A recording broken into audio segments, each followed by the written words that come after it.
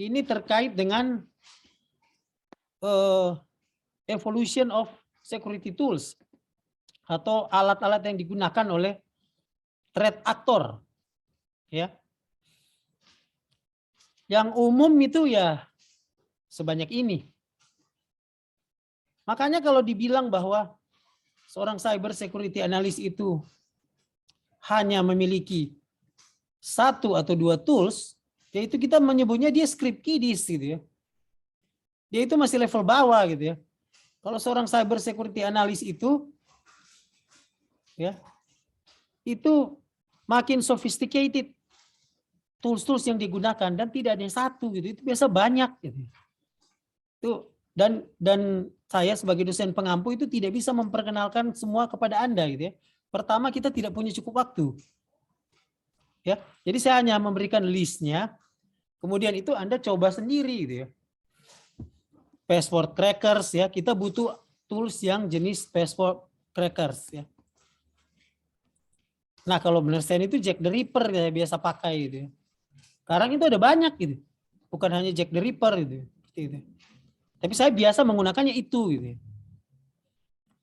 Wireless hacking tools, ini ada banyak sekali ini sekarang ini. Jadi Anda search aja ya password crackers tools, itu di Google itu langsung muncul itu. Bahkan Google sendiri ya adalah sebuah alat untuk menghacking ya. Kalau kita klik Google Door seperti itu. Itu Google itu kita pakai untuk menghacking. Baru ada network scanning and hacking tools ya. Jadi kita biasanya untuk probe network device untuk mengetahui host apa yang terbuka, server apa gitu, jenis SQL apa gitu yang digunakan oleh organisasi untuk menyimpan datanya, port mana yang terbuka saat itu kita biasa gunakan network scanning and hacking tools. Kemudian ada packet crafting tools ya, itu biasanya kita menguji kekuatan firewall-nya seperti apa. Kemudian ada packet sniffer ya, packet sniffer, sniff ya mencium ya. Capture and analyze packet within traditional Ethernet LAN and VLANs. Ini yang sudah Anda pernah gunakan. Wireshark itu contoh dari packet sniffers. Ya, seperti itu. Baru ada rootkit detector ya. Kita mengecek itu apakah sistem kita itu aman dari rootkit ya. Rootkit itu salah satu jenis teknik penyerangan ya. Rootkit itu biasanya ditanam dalam sebuah server gitu. Seperti itu. Ini rootkit ini jagonya Menir Safe ini karena research S2-nya tentang rootkit gitu. Baru ada fuzzers gitu ya. Fuzzers itu kita discover computer system security vulnerabilities ya. Ini banyak juga alat-alat online yang free ya. Hanya mengisi domain gitu ya. Kemudian dia fuzzers gitu. Dia tampilkan itu skornya. Gitu. Baru kemudian ada forensic tools. Ini yang benar Stanley banyak gunakan itu Encase. Banyak sekali ini forensic tools ini. Tapi kalau saya biasanya pakai Encase, Sleuthkit gitu ya. Encase berbayar, Sleuthkit itu free ya, berbasis Linux. Jadi kalau saya mau sniff off atau seperti yang ditanyakan Christian tadi misalnya, kalau kita ingin periksa sistem kita apakah sudah ada malware dalamnya atau baru selesai terjadi serangan, ya kita harus menggunakan forensic tools gitu. Tergantung mau ke Windows atau mau ke Linux sistemnya gitu ya. Karena sekarang kan dalam sebuah organisasi itu mereka menggunakan dua-dua ya sistem operasi gitu. Jadi kita harus tahu itu forensic tools untuk Windows dan forensic tools untuk Linux. Dan harus bisa lihat gitu, ada forensic tools untuk memori, ya, ada forensic tools untuk datanya gitu ya, seperti itu.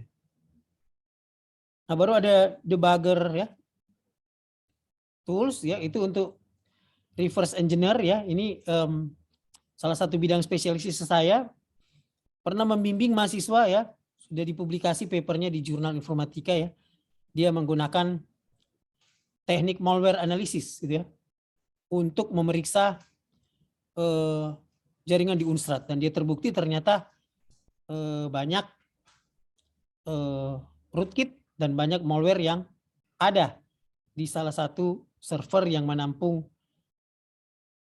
website fakultas ya, seperti itu. Itu melakukan reverse engineer dan malware analysis. Ya. Saya pernah bimbing mahasiswa. Kemudian ada hacking operating system ya. Ini ya seperti tadi ya kasus WannaCry itu dia menyerang kerentanan dalam sistem operasi Windows ya. Seperti itu. Encrypting tools ya ini kita akan banyak belajar di kriptografi ya. Encrypt itu bagaimana kita melakukan teknik-teknik. Jadi data itu disimpan tapi di-encrypt. Misalnya data password I love you, kalau sudah di-encrypt itu sudah muncul tidak lagi I love you. Itu encrypt ya, penyembunyian ya, information hiding. Nanti kita akan banyak belajar di kriptografi. Kemudian ada vulnerability exploitation tools dan vulnerability scanner. Ya. Jadi ini ada macam-macam itu ya. Tools yang bisa kita gunakan untuk melakukan hacking atau teknik penyerangan.